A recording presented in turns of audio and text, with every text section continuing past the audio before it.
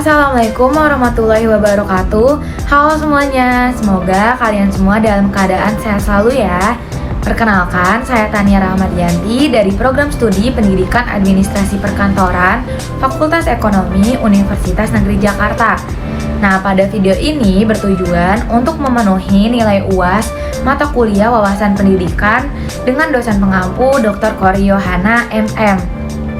Pada video ini saya akan menjelaskan mengenai materi dari bab 10 mata kuliah wawasan pendidikan tentang isu-isu terkini dan permasalahan kritis pendidikan.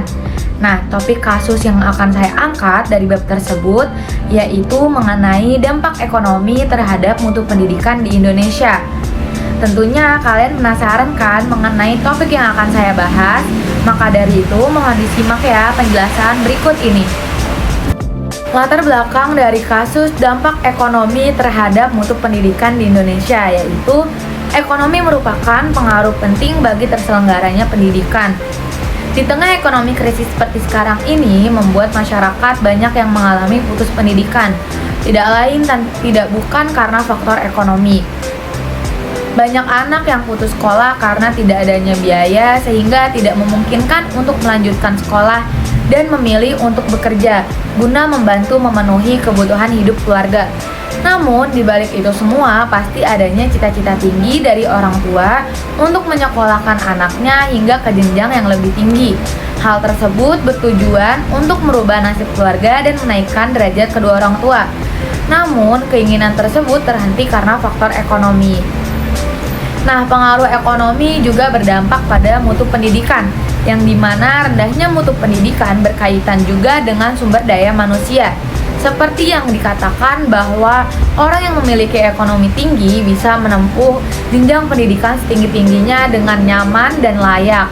Lain halnya dengan anak yang berasal dari keluarga yang ekonominya rendah, tidak bisa mengenyam pendidikan setinggi-tingginya. Tetapi hal tersebut tidak mengurungkan niat sang anak untuk terus berprestasi. Dengan adanya dukungan dan bantuan dari pemerintah melalui beasiswa yang bisa diterima, membuat anak lebih semangat untuk mengejar prestasinya. Nah, namun di balik hal tersebut, tidak semua anak yang berasal dari ekonomi rendah bisa memiliki atau mendapatkan beasiswa. Maka dari itu, pemerintah sebisa mungkin menyediakan beasiswa sebanyak-banyaknya agar semua anak bisa mengenyam pendidikan setinggi-tingginya sehingga bisa menghasilkan generasi penerus bangsa. Nah, selain itu, adanya faktor-faktor penyebab putusnya pendidikan atau yang menyebabkan anak putus sekolah bukan hanya dari ekonomi keluarga, tetapi lokasi atau jarak dari rumah ke sekolah, fasilitas sekolah yang kurang memadai, serta faktor budaya yang menjadi pengaruh terhadap pendidikan. Untuk memecahkan persoalan tersebut, maka akan dibahas lebih dalam lagi mengenai dampak ekonomi terhadap pendidikan di Indonesia. Selanjutnya yaitu pembahasan. Tetapi sebelum membahas lebih dalam mengenai dampak ekonomi terhadap mutu pendidikan di Indonesia, kita harus tahu nih bahwa definisi pendidikan dan ekonomi pendidikan merupakan usaha sadar atau terencana untuk mewujudkan cita-cita guna belajar dan sebagai proses agar peserta didik turut aktif untuk mengembangkan potensi dirinya. Dan pendidikan ditetapkan berdasarkan perkembangan peserta didik. Nah, pendidikan itu meliputi pendidikan vokasi, sarjana, dan juga pendidikan profesor. Selain itu, pendidikan juga meliputi pendidikan khusus, kejuruan, dan pendidikan akademik lainnya. Salah satu utama pendidikan yaitu mengajarkan kebudayaan melewati generasi. Pengertian pendidikan menurut para ahli. Yang pertama, menurut Socrates, pendidikan adalah suatu sarana yang digunakan untuk mencari kebenaran, sedangkan metodenya ialah dialektika. Yang kedua, menurut John Dewey, pendidikan adalah suatu proses pembaharuan makna pengalaman yang mungkin akan terjadi dalam pergaulan, di mana proses tersebut melibatkan pengawasan dan perkembangan dari orang dewasa serta kelompok di mana ia hidup. Sedangkan pengertian ekonomi yaitu ekonomi merupakan serangkaian kegiatan produksi dan konsumsi yang saling terkait, menentukan bagaimana sumber daya yang sedang dialokasikan. Adalah kaitan ekonomi dengan pendidikan. peran ekonomi terhadap pendidikan, yaitu pendidikan sebagai investasi. Artinya, pendidikan merupakan penanaman modal yang dimana dapat mengambil keuntungan dari pendidikan tersebut untuk diri sendiri dan untuk negara. Sebagai fungsi investasi pendidikan, berarti memberikan sumbangan untuk menaikkan tingkat kehidupan serta kualitas manusianya itu sendiri. Nah, kaitan ekonomi terhadap pendidikan, yaitu ekonomi sangat memiliki pengaruh yang besar terhadap pendidikan. Pengaruh besar anak mengalami putus sekolah atau hanya orang tua yang tamatan SMP bahkan sekolah dasar. Hal tersebut tentunya merupakan dampak dari ekonomi. Seperti yang diketahui bahwa anak yang berasal dari keluarga yang berekonomi tinggi mudah mengenyam pendidikan di tempat yang ia mau. Berbeda halnya dengan anak yang berasal dari ekonomi rendah, tidak bisa merasakan pendidikan seperti anak yang berasal dari keluarga ekonomi tinggi. Nah, di sini peran ekonomi dalam sekolah juga merupakan salah satu bagian dari sumber pendidikan yang membuat anak mampu mengembangkan kognisi, afeksi, psikomotor untuk menjadi tenaga kerja yang handal dan mampu menciptakan lapangan kerja sendiri, memiliki etos kerja dan bisa hidup hemat. Sebagai penunjang proses pendidikan ekonomi, pendidikan juga berfungsi sebagai materi pelajaran dalam masalah ekonomi dalam kehidupan manusia. Selanjutnya yaitu dampak ekonomi terhadap pendidikan. Adapun dampak dari rendahnya perekonomian terhadap pendidikan dapat mengakibatkan beberapa hal terjadi. Di antaranya yaitu yang pertama, putus sekolah. Banyak anak di Indonesia mengalami putus sekolah karena faktor ekonomi. Dalam Undang-Undang Sistem Pendidikan Nasional Nomor Undang-Undang Sisdiknas 2011 Ayat 3 menyatakan pendidikan nasional bertujuan untuk mengembangkan kemampuan dan membentuk watak serta peradaban bangsa yang bermartabat dalam rangka mencerdaskan kehidupan bangsa. Bertujuan untuk berkembangnya potensi peserta didik agar menjadi manusia yang beriman dan bertakwa kepada Tuhan Yang Maha Esa, berakhlak mulia, sehat, berilmu, cakap, kreatif, mandiri, dan menjadi warga negara yang demokratis serta bertanggung jawab.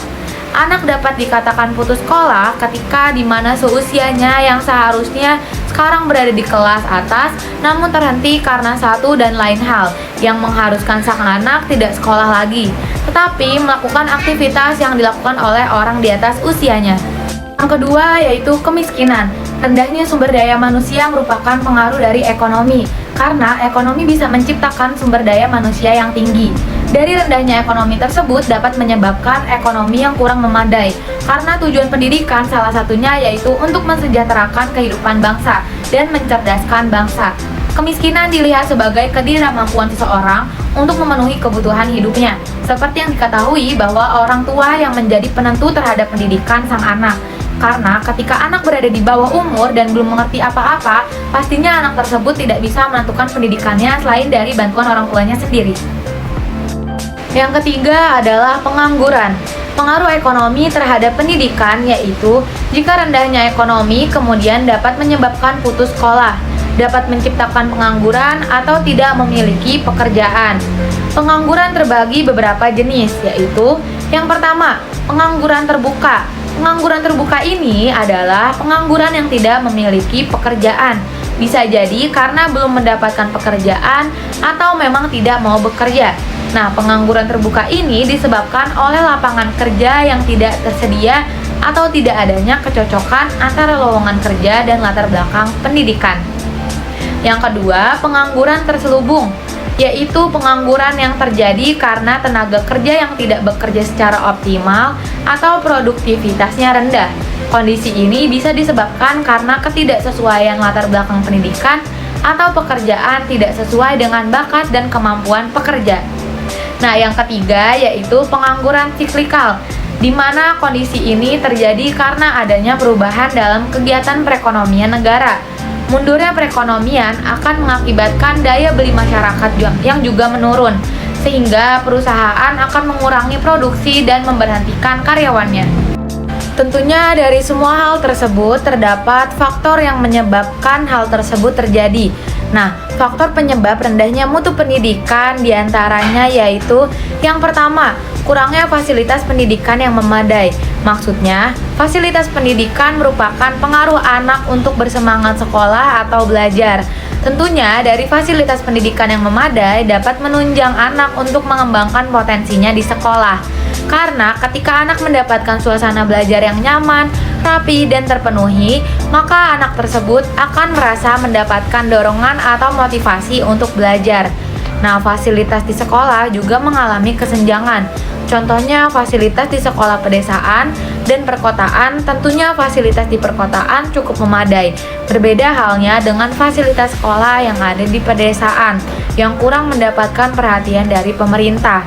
Lain halnya dengan di perkotaan yang mendapatkan perhatian pemerintah karena dekat dengan pemerintahan.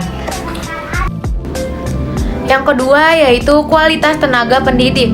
Kualitas tenaga pendidik sangat berpengaruh terhadap murid, karena jika pendidik kualitasnya bagus maka akan melahirkan generasi yang bagus pula. Namun masih banyak ditemukan pendidik yang kurang memperhatikan kualitasnya. Padahal menurut murid atau mahasiswa, pendidik atau pengajar merupakan contoh yang digugu dan ditiru. Ketika pendidiknya saja dirasa belum siap untuk memberi pengajaran, maka anak akan merasa kurang dan tidak merasa puas ketika diberikan pengajaran. Dari permasalahan tersebut, tentunya terdapat solusi inovatif untuk mengatasi permasalahan ekonomi terhadap pendidikan, yaitu dengan adanya beasiswa. Ada banyak beasiswa yang disediakan dari pemerintah, diantaranya yaitu yang pertama, beasiswa KIP kuliah, beasiswa Kartu Indonesia Pintar Kuliah, atau sebelumnya yang dinamakan Bidik Misi, selalu membuka pendaftaran di setiap tahunnya, dimulai dengan membuat akun, pengajuan, lalu mendaftar sesuai dengan jalur masuk perguruan tinggi negeri maupun swasta. Terdapat beberapa syarat yang ditetapkan pemerintah untuk mendapatkan beasiswa tersebut, salah satunya keterbatasan ekonomi. Penerima KIP kuliah adalah siswa SMA atau sederajat yang lulus pada tahun itu atau lulus 2 tahun sebelumnya, memiliki potensi akademik baik tetapi memiliki keterbatasan ekonomi yang didukung bukti dokumen yang sah. Selain itu, lulus seleksi penerimaan mahasiswa baru dan diterima di perguruan tinggi negeri ataupun perguruan tinggi swasta pada program studi dengan akreditasi A maupun B. Solusi inovatif yang ketiga yaitu Kartu Jakarta Pintar atau KJP, merupakan kartu akses pendidikan di Provinsi DKI Jakarta yang pertama kali dikeluarkan saat kepemimpinan Joko Widodo.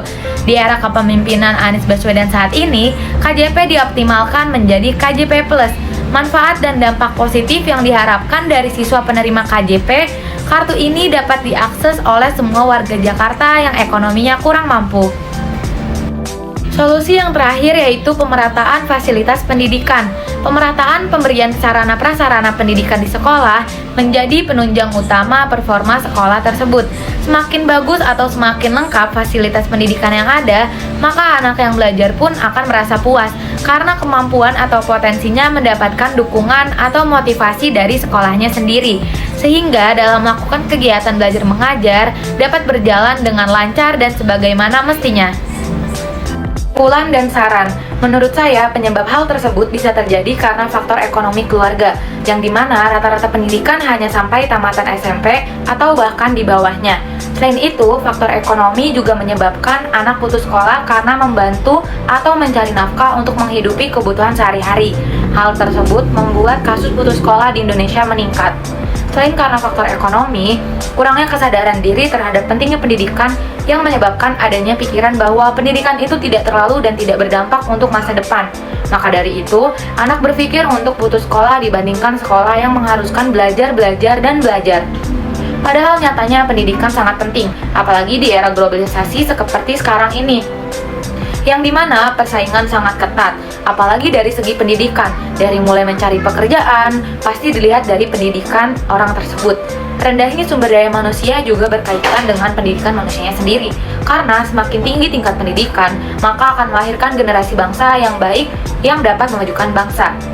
Faktor yang menjadi penyebab putus sekolah yaitu tidak semua orang yang mempunyai ekonomi rendah mempunyai Kartu Indonesia Pintar dan mendapatkan beasiswa. Padahal, hal tersebut sangat membantu untuk melanjutkan sekolah dengan bantuan pemerintah, yang dimana orang tua tidak perlu pusing memikirkan biaya untuk sekolah, tapi anak yang harus rajin agar mendapatkan nilai sempurna, sehingga layak mendapatkan Kartu Indonesia Pintar dan mendapatkan beasiswa tersebut.